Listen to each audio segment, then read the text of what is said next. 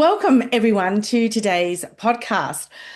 Here I am shivering in my boots at -4 degrees, and my wonderful guest this week is up on the sunny Sunshine Coast. However, when you hear from her accent, you'll see that why she enjoys the basking in the warmth and not where I am in the cold climate. Now, today's conversation is going to be really interesting because I have the honour and privilege in having a conversation with Dr. Samantha Worthington.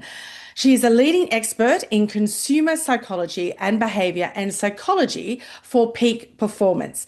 With a wealth of experience collaborating with exceptional business leaders, teams, and entrepreneurs across diverse industries, she specialises in equipping them with tested, proven strategies rooted in consumer psychology, resulting in consistently exceeding expectations. Samantha's ability to blend analytical precision with creative problem solving is one of her greatest strengths. Samantha has won numerous awards, including the Businesswoman of the Award in 2016. She's the founder and CEO of Worth, is an author of multiple books, which I'll get her to share with you when we have our conversation.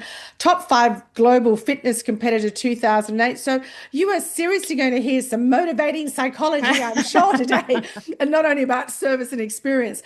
Samantha quickly identifies gaps, assesses complex situations with accuracy, and develops thoughtful, actionable solutions that transform ambitious visions into measurable impact results. Her focus is on driving long-term organizational success that is both significant and sustainable, achieved with integrity, which is so important. She firmly believes that business exists to serve industries and communities, and that true innovation stems from meaningful partnerships built on trust and authentic communication, ensuring companies genuinely meet their customers' needs. Welcome, Samantha, to the podcast. Thank you, Michelle. Thank you so much for having me. It's fantastic. So look, let's get into it because I know I'm excited to hear all about the information you've got, because even though I love to talk, I love data, and it's so important, and that qualitative data, not just stats. So, Numbers, right. Although stats are important, I just like the information behind it. So the first question I'd like to kick off with is you specialize in helping organizations exceed their expectations through consumer psychology. What are the most powerful psychological drivers behind a truly exceptional service culture in the registered club industry, but also across all hospitality industry? Yeah, so, it's all about tapping into core psychological drivers that influence how people perceive, value, and how they feel emotionally about an experience. So how they connect with an experience. And there's some drivers that come to mind immediately. One of them that's really important in hospitality and in clubs and across multiple industries actually is that driver of belonging and social identity. Yes. So members don't just visit a club, right? They join it. Yes. And that distinction really, really matters. There needs to be this service culture that fosters inclusivity, recognition. There needs to be the strong sense of this is my tribe. And that's what increases engagement and loyalty, and also that feeling of pride of being part of something. And we all know what that feels like. However, when it comes to businesses, we forget sometimes that that's what we're actually creating. So that for me is a really, really important one. Another driver that I really wanted to chat to you about today was the driver of positive emotion and then anchoring of those memories.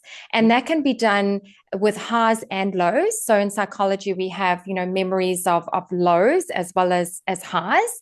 And we're wired, our brains are wired to remember both the highs and the lows. In service cultures, we need to create on focusing those emotional peaks.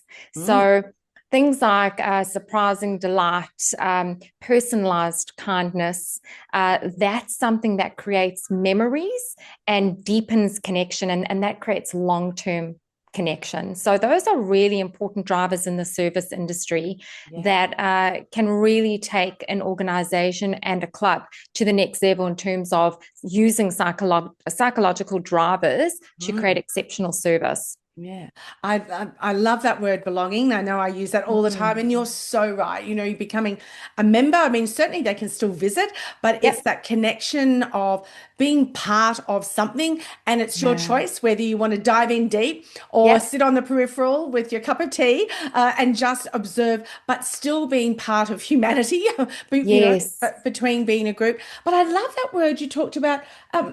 What was that personalized kindness? How beautiful is Yes. that? We talk Yes. about that surprise and delight and intuitive service, but that true personalized kindness. And I Yeah. know when I started in the industry, decades ago, Samantha, it was very much about, well, you got the skill, you just get in and do the job. You don't talk to anybody because it's just going to take Oh, up so yeah. much time. But what we Yes. know is so importantly, and I know you've probably got stats, to everywhere about it, is that true connection, the Yeah. smile, the using of the name, just That's it. stopping for a few seconds and just asking them truly how they are authentically makes such a Yes. difference, doesn't it? It really, really does. Yeah. People love recognition. Mm, We thrive on that. Our brains thrive on that. mm. So to do that in a service industry and do it authentically, and that's really important as well. Yes. It will be robotic if we Mm, ask our staff or our leaders or our teams to do that kindness, that personalized kindness as part of their job. We yeah. need people in our organizations that authentically want to deliver on that. And Yes. that's why they're there. And Mm. that's really what creates that connection because our brains are also wired to identify when things are inauthentic. Yes, yes. And that seems to be more and more so these days, doesn't it? Yes. We hear this authenticity, but you can't fake it. It has got Yeah. to be you. It's got to be coming from, within. And I used to say, even when we were wearing masks, I know we're back onto that again Oh, now with yes. when you smile, you smile with your eyes. And That's that's how right. you still make that connection. And I don't That's know about you, right. Samantha, but even Yeah. when I do smile with a mask on, my face still lights up. That's right. And Mm. with that as well, just in terms of the neuroscience of the brain, that smile, that eye connection actually creates oxytocin in our brains, and Right. that creates connection. So Mm. whether we know it or not, and I use this in conferences, I use it as like when I'm doing a talk, I use it as a little almost activity. I Mm. ask the people at a desk or at a table to turn and look at the person next to them and create eye contact. And people find it quite uncomfortable. Yes, That you don't yes. normally go around looking in people's eyes, right? However, when you do that, you actually create a connection with that person in your brain. Mm. And we don't when we don't understand that, it can also be used in negotiations quite well. Mm. However, when we do understand, it can be used for us instead of against us. And we can use that to connect with our customers and with our clients. It's Mm. really powerful for both the client and yourself. Yes, yeah. And it's free.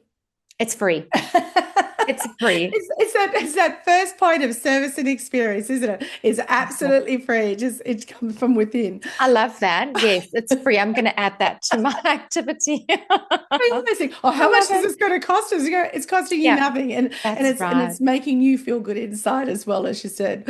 How can club leaders use psychological insights to identify and close that gap, Samantha, between the current service culture and the Mm. experience members are actually, well, what they're actually wanting? Because, sometimes we think, well, they're asking for what they want, but do they truly need it? But yeah, what are your thoughts Mm. about that gap? Mm. So, using insights, you can actually unlock a much deeper, more intuitive understanding Hmm. of what your customers and your members, what drives their satisfaction really. Mm. And often, when I go into consult with organizations, they tell me the customer journey, right? And they give me all the service touch points, and they say, here are the touch points. This is what we do at that touch point.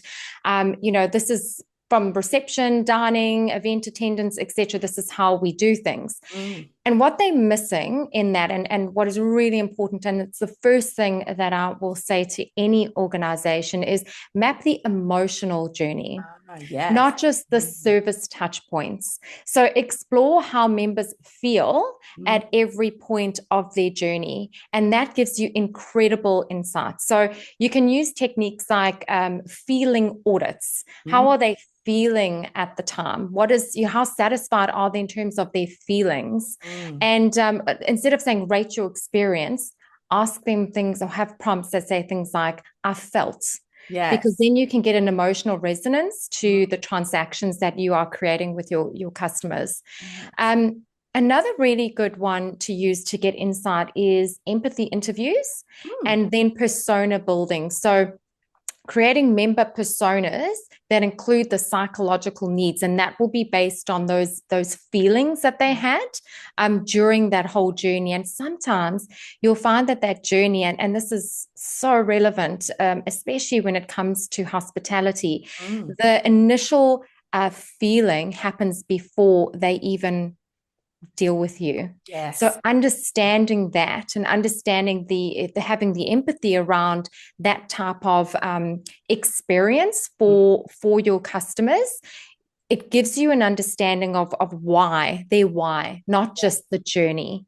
And Mm. and don't just have a look at your top spenders, but when you're doing this, when you're sitting down with your customers and you're asking them about their feelings, how they felt during this experience or throughout that whole mapping that feelings journey, Mm. don't just look at the top spenders. Ask everyone. Yes. Ask about moments that they loved, Mm. moments that made them hesitate. So not just, did this work, yes or no, or which one worked for you? What didn't work for you? Mm. What Yes. disappointed you? Yes. And that feedback, and remember, and this is, I wrote an article about this morning, and I found it so powerful, this particular statement. When a customer gives you the feedback about what's disappointing them, Mm. they're not leaving.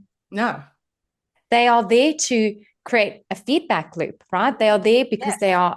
they are still connected. They are still they want feedback and they want to help, or they want to provide, or Yeah. whatever that feedback is to you and your organization. They Mm. haven't just given up and walked away. So Mm. that's really important as well. And when you look at that feelings journey, or that emotional journey with your customers and your members, there will be something called micro moments, and Mhm. psychologically those carry a lot of weight. That's what we spoke about a bit earlier, that just that smile, or Mm. that the smallest interactions, that eye contact, the tone of voice, Yes. remembering a preference that one of the members or customers have for Mm. something. That tiny interaction sometimes carries the deepest emotional weight. So Yes. using those techniques to build insight Mm. really helps you access that level of satisfaction that's exceptional. Mm. It just steps that little bit closer to that connection. And it reminds me of a Yeah. conversation I had with a client yesterday, and he was saying one of the members, she's a 92-year-old lady, always just potters in, each day, and comes in and, meets her little group of friends. And Yes. last year he had gotten her a little card, had signed it, and got the whole, the various people that she Oh, interacts with signed it. Anyway, that was last year. Oh, so she thought it good. was lovely. That's This year, fantastic. yes. And But she's what, probably got that card up somewhere on a bookshelf, on a mantelpiece, yes, and it's really special to her. yes, yeah. That's And he's the fantastic. two I see. But what was Yeah. interesting, so though, Samantha, this year comes round and he is actually not there on the day. He's got the card, but he's not at Oh. work. So the team write it and they give it to her. And she turns around and she opens the card and she sees that his name's not there. And she goes, Oh. "Where is?" Oh my And they said, "He's gosh. not in today." Yes. Oh, not happy. So Oh. the team rang him up. He made a special trip to the club to come and see, "Oh, Wow. what's wrong? What's wrong?" She goes, "Until you sign this card." And She's that's the what lady that knows what she wants. yes, but Yeah. it just made such an impact because it was more than the card. It was that whole Yeah. team and it was him and it was just so beautiful. Yes, this Yeah. means something, but with you in it, it means even more Oh, because it's it's a, fantastic. so it was just really lovely. And you're right, we can do these simple little things. And he said, look, the card probably cost a couple of dollars, Yeah. and there it was. It took no time in doing a little word and those signatures, but just to have her remember from last year and then this Yeah. year, but it was that importance. And it's just those little things, isn't it? It really costs us a Micro little bit of moments. time. Yes, Yeah. micro moments, which is Yeah. so beautiful. So In your experience, what are the most common mindset blocks? Because I know I have a lot of this when I'm dealing with different leadership teams, particularly of various different generations, as well, have been done this before, will it work, etc. And that Mm, that holding back and perhaps mm, white anting or mm, doing the nod but not really believing in it. mm, What that prevents those mindset blocks that prevent teams from consistently delivering that outstanding service. Because mm. I don't know about you, Samantha, but I'm sure you've heard it when you spoke to clients who go, oh yes, well, you've always got that person, they're always Mm, grouchy, they never smile, we use the name, they don't. And I always say, you just keep smiling, mm. because the day that you don't will be the day that they will report, because they're looking That's for right. that. Yeah, So yeah, what yeah. what are your thoughts around that, Ye- in those mindset blocks, and to keep them, keep the staff performing at their best? And I feel Yeah. that also comes from the leadership team, doesn't it? Yes, it Yes. does. And so I'll go through some mindsets around that, and then what leaders can possibly do Yeah, that'd be to help great. shift them. Yes. Yeah. So one of the things that you touched on there that is absolutely relevant is it's not what they know. So it's not what your teams know, it's what they believe. Mm, And that's something you've just said. That's really, really important. So some of these mindset blocks that hold teams back from delivering incredible service is things like siloed thinking. So mm, that idea of, well, it's not actually my job. That's not the service then becomes fragmented. mm, If they only focus on their own tasks, service becomes fragmented. yes. And sometimes that stems from a lack of ownership, or roles that are quite unclear Mm, to the actual team. So, as a leader, a good idea is to foster this concept of one team, one mission. mm, That mentality where if we use cross-departmental storytelling, if we share our wins, if incentives are tied to collective goals instead of individual goals, and there's this reinforced shared responsibility of one mission, that can help shift that mentality, that siloed thinking, mm, because that's one that any organization I come up against that with teams, and creating this concept, this mentality of one team, one mission is really yes. beneficial for a Mm, leader to do.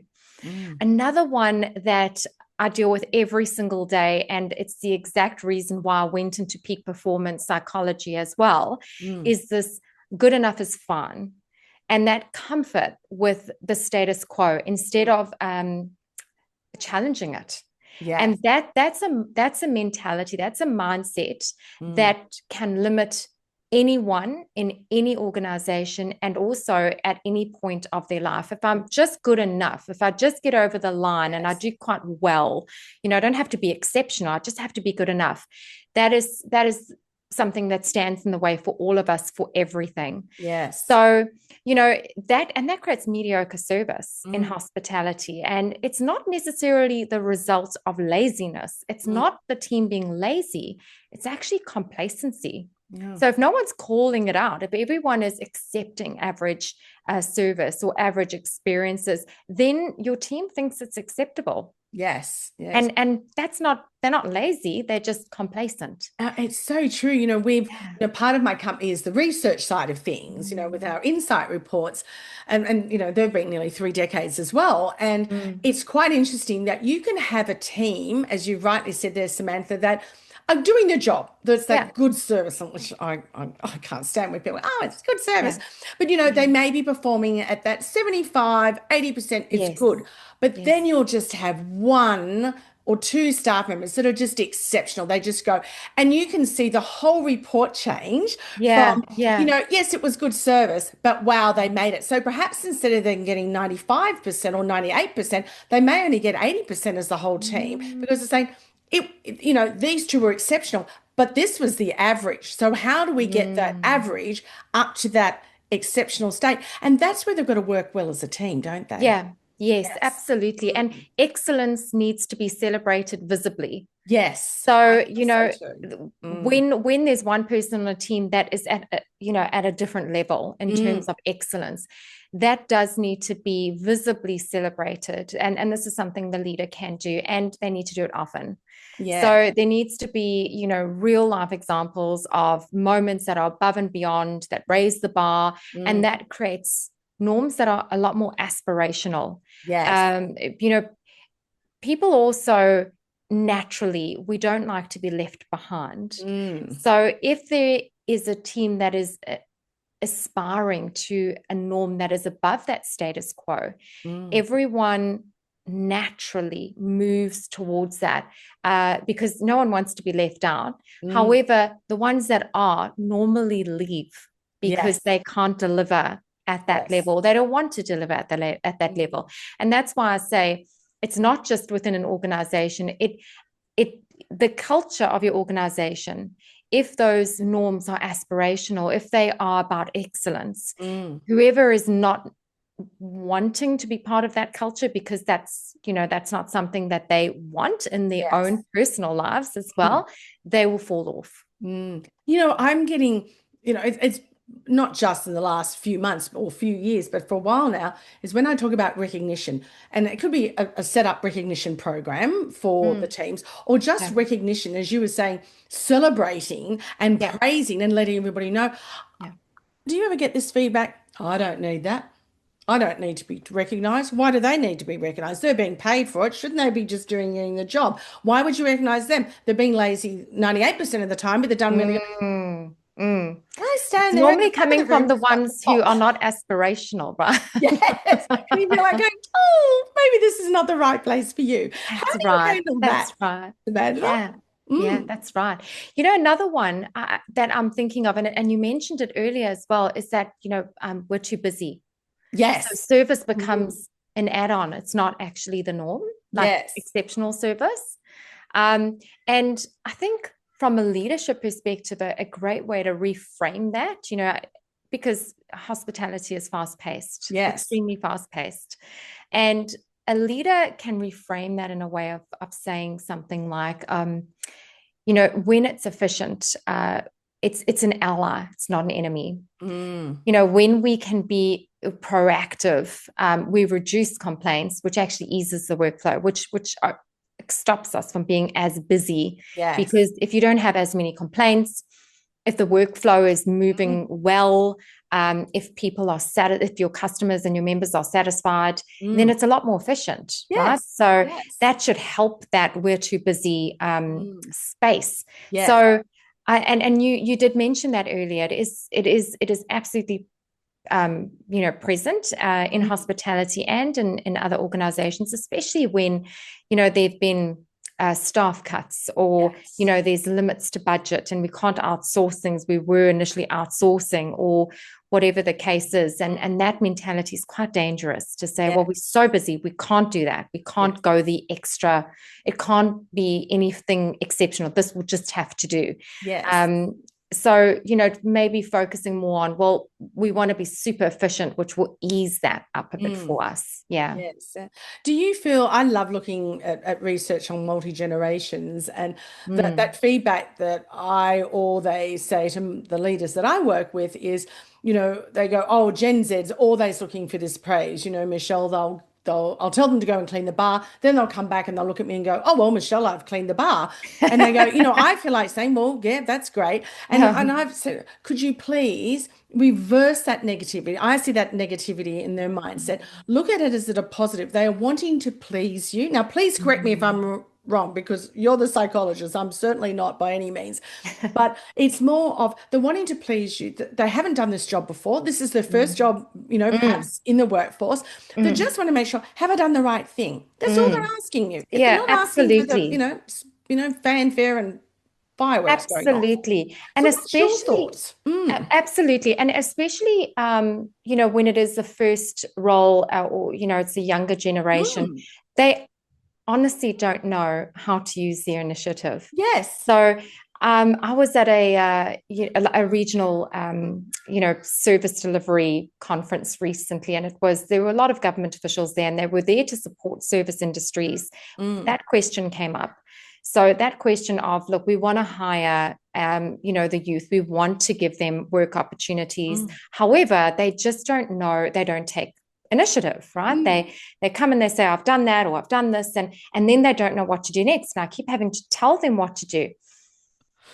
People who own businesses and managers and leaders often forget that if you are hiring someone that's never done it before, you are going to have to put in the time to Yes. guard them, and they're not going to come knowing everything. If you're going to hire someone that is, part of a particular younger generation, or they've never been in that industry before, Yes. you have to teach initiative. Mm. Often they will come and say, like you were saying, I've cleaned that.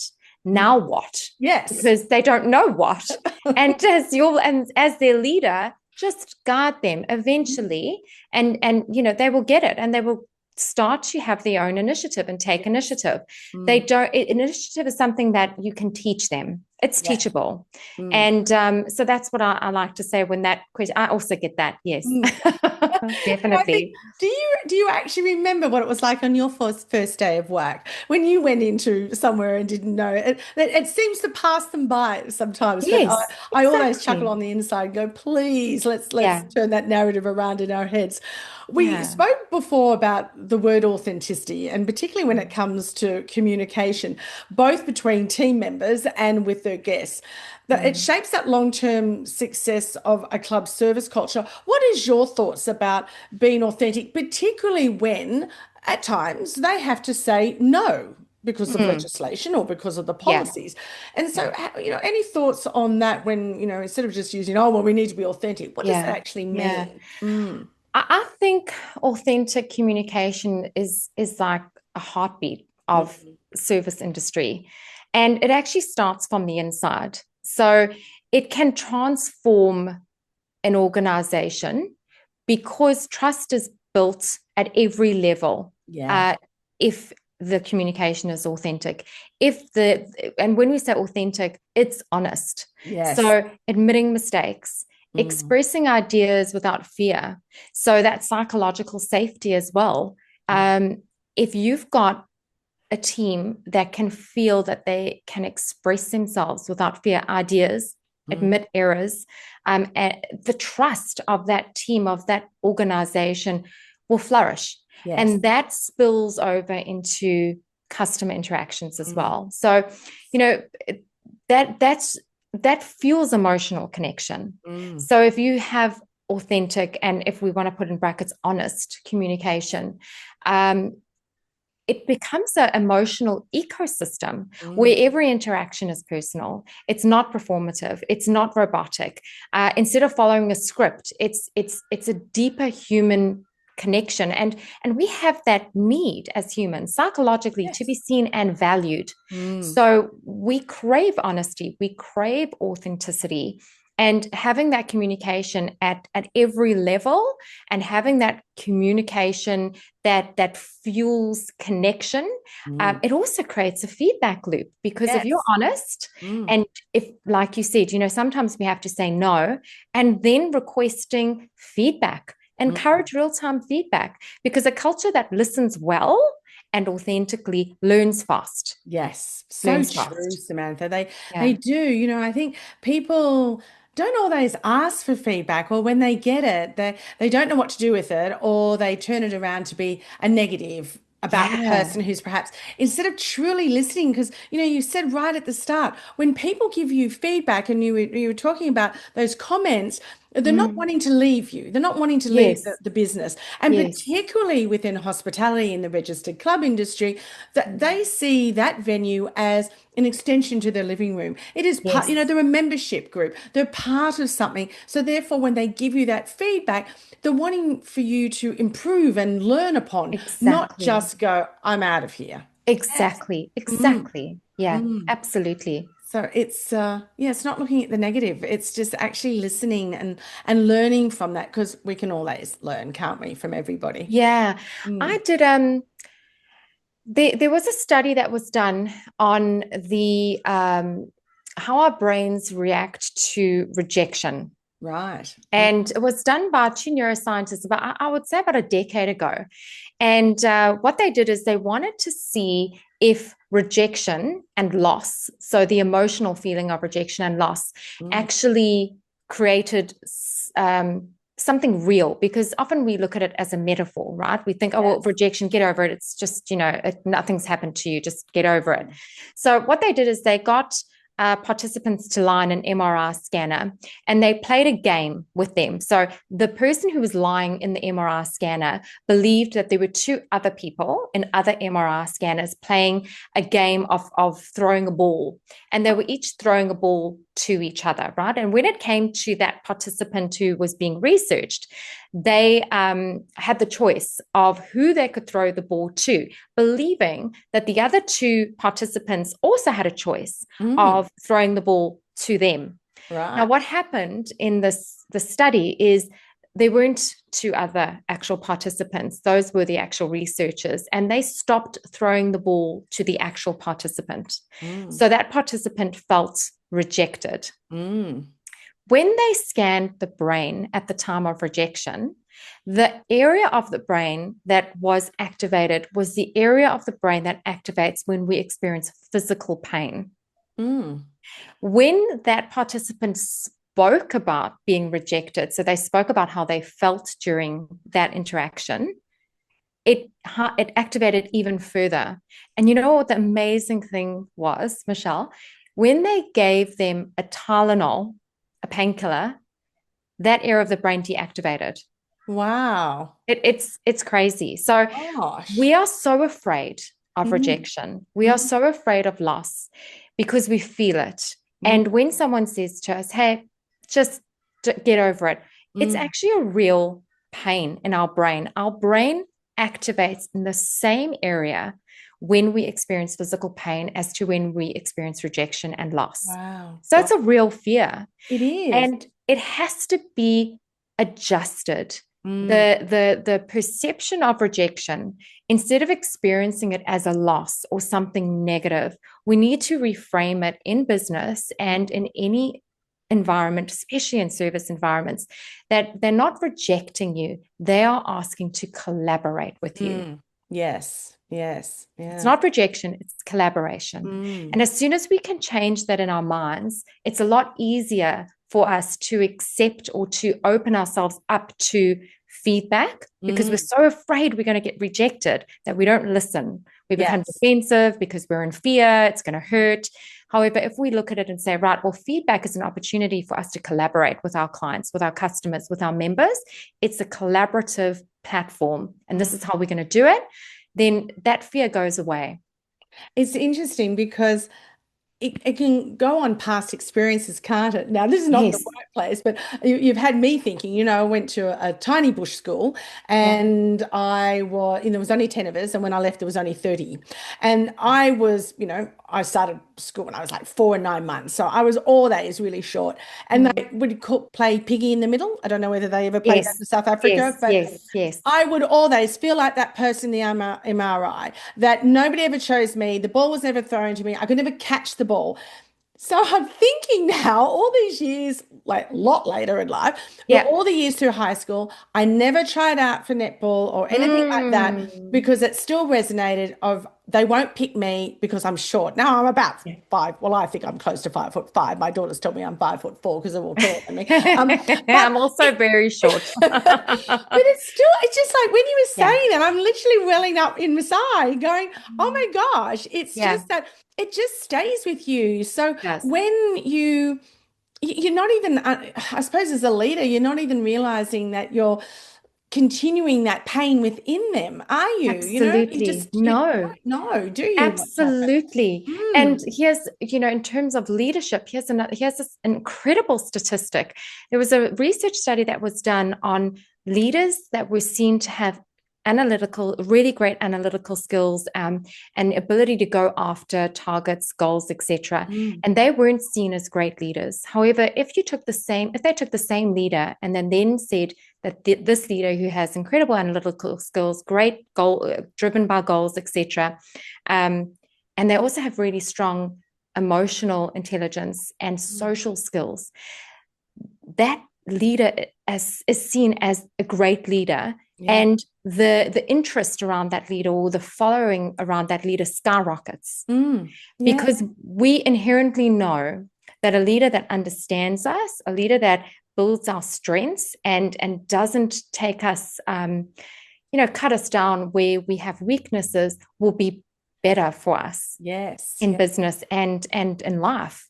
So unfortunately, there are a lot of leaders that are out there, 99% actually, because that research had a percentage. They said leaders that have great analytical skills and social skills, less than 1%. So it's a risk for us. It is. And it's really important to choose the right leader. Yes, and that is key, isn't it? It's not just tolerate. And I think that's probably the thing, and I know I'm really getting off our questions here, was that we're here, there's pushback from some of the leaders saying, this younger generation, they're really impatient, that they want this job. And I wonder if it's got to do with that 1%.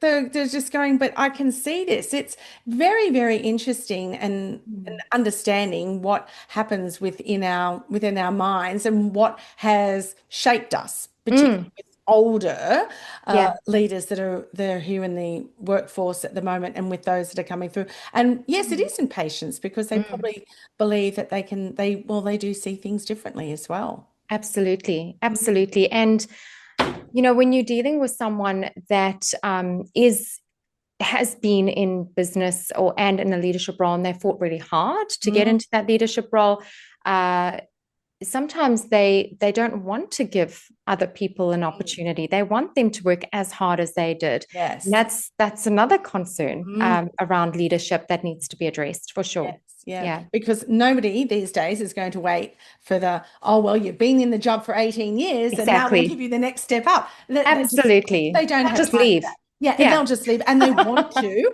as you said, find that 1% leader who resonates with them. That's right. That's what's key. They're just not going to tolerate a job with somebody that they don't connect with, and somebody absolutely not that they admire. You emphasize the importance of trust and meaningful partnerships in business, and that word trust is so important. It really, really is. What practical steps can clubs take to build trust internally and externally, and why does this matter for service excellence? So let's look at internal trust first. Leaders have to walk the talk. So if a leader is consistently modeling the values that they promote, so whether it's fairness, accountability, empathy, when it's inconsistent, it breeds suspicion. Yes. And when it's consistent, it builds credibility. So that is absolutely something that psychologically is grounded to create traction, real traction within an organization, is walk the talk. Also transparent communication. So don't just say what you're doing or what the decision is, share the why with your team. When teams understand the bigger picture, they feel respected, they also feel included. And that is a driver, that is a psychological driver for safety, is the feeling of respect and the feeling of inclusion. Again, with leaders, celebrate vulnerability. So, normalize not having all the answers. When you admit as a leader that you have also made mistakes, you can make mistakes, and you share those lessons, it signals this emotional safety. It encourages honest dialogue. If you are a leader that is untouchable, never makes mistakes, isn't transparent, isn't empowering, through clear, honest communication and boundaries, your team doesn't feel encouraged to do the same. So when you've got that internal trust, and this is why it matters so much, because it flows over. There's a culture that's built on trust internally, and then that it connects and flows over to how you deal with your members and your guests and your customers. Yes. So once that's built internally, delivering on promises always, that reliability is the foundation of trust. That is communicated to your guests as well. Yes. Handling mistakes with grace. If something goes wrong with a client or a customer or a guest, and it's going to go wrong, own it quickly, apologize sincerely, and resolve it with empathy. Yes. And that should be taught internally so that it's the same behavior, the same level of service, of excellence that you communicate and you build trust with your members and your guests and your customers. And another one that's really important for me is not being robotic. So I went and I had I've got a border collie who is not normal, and he ate my glasses. And I wear contact lenses. However, in the mornings and in the evenings, I wear glasses. Yes. And I had one pair of glasses and he ate them. So I had to go and have an eye test done to get new glasses. And I had an experience where there were two different ladies helping me before the optometrist saw me. The one lady, the script that she knew it off by heart. The way she spoke to me was so robotic. It was like, please sit down over here, look into the eye test, the eye machine, and I'm going to do a pressure test, 1, 2, 3, and she did this, and that was my experience with her. And it felt so inauthentic. Yes. Straight after that lady, I was moved on to another lady, and she was amazing. She spoke to me like a human. She was warm. I felt seen. I didn't feel like I was being processed. Yes. And that we need to do internally to build trust, because it's real and it's honest. And then that flows over into our external environment with our members and our customers. I think it's so true. You can have that roboticness about you because, it's that very much that step-by-step formula. Yeah. But probably like that second lady, she brought warmth into her voice because perhaps she told a story or she just shared something. And you thought, yes, you're a human. You can see me. And that's perhaps even ask the question that you didn't know there was a question to ask. And then make you feel more comfortable. It's understanding we are people, all of us, inside, no matter whether we've got an issue that we want to bring up or a compliment. It's just so important. It's how we choose to react to it, isn't it? Absolutely. Wow. Yes, absolutely. Yes. So look, what roles does leadership behavior play in setting the psychological tone for service culture, and how can leaders model the standards they want to see? Because I know you mentioned before, and I truly believe that you've got your values, and you as a leader, the whole leadership team, need to model those behaviors and actions to those values. So how can leaders do that? Because I always believe they've got to be congruent with the values of their business, don't they? Yeah, absolutely. Leadership behavior, I like to look at it as like an emotional thermostat for service culture. And whether intentionally or not, leaders continuously signal what's acceptable, what's valued, and what's possible. Yes. Every choice that they make, every word that they use, especially how they show up under pressure. And that's one thing that, for me, how can they model the standards? Regulate the emotional climate. As a leader, it's critical, especially in service settings where emotional labor is part of the job, right? So a leader's emotional tone is contagious. And when you've got leaders that are also boxed, so they say, well, I'm an authoritarian leader, or I'm I serve, that's my leadership style, etc. There needs to actually be a combination of all different leadership styles when you are leading in an organization. You need to be grounded, you need to be respectful, you need to be solution focused, even in the tough moments, and you need to teach teams how to regulate under pressure. And sometimes, a different leadership style is needed at those times. That behavior as well shapes invisible norms in an organization. So, how to model it, be intentional. Be intentional with small symbolic behaviors. Greet your team members by name. If you expect them to greet your customers by name, greet them by name. Yes, I Pick up totally agree. litter. Yes. Pick up litter yourself. Thank someone in front of their peers. I have this tool that I use with teams, and I introduce it into every team that I contract to or consult with. It's called appreciations. And every single day, everyone appreciates someone else. They are micro signals. You just sit and say, I appreciate Michelle because she helped me with a report. That report helped my customer make a decision that was important. Yes. And I really appreciate Michelle. That's it. One or two sentences. Those micro signals speak volumes. They set psychological, they create psychological safety. They embody the service ethos. If excellence is expected from your frontline staff, it needs to be mirrored by your leaders behind the scenes as well. So leaders need to be a club's most visible example of hospitality. Yes, I love that appreciation. I just the idea of that, having it perhaps in the staff room on a board, and just pinning them up if they don't have time to say it verbally or write it in the report, because we're all so busy. It's just appreciating somebody. I love that. I think that's a fantastic idea. It's so powerful. And often if I check in, when I go in and I work with an organization, and a year or two later, I'll go back again to do something else with them, and their teams are still doing appreciations. I get so happy, Michelle. I'm like, oh, did that work for you? Yes.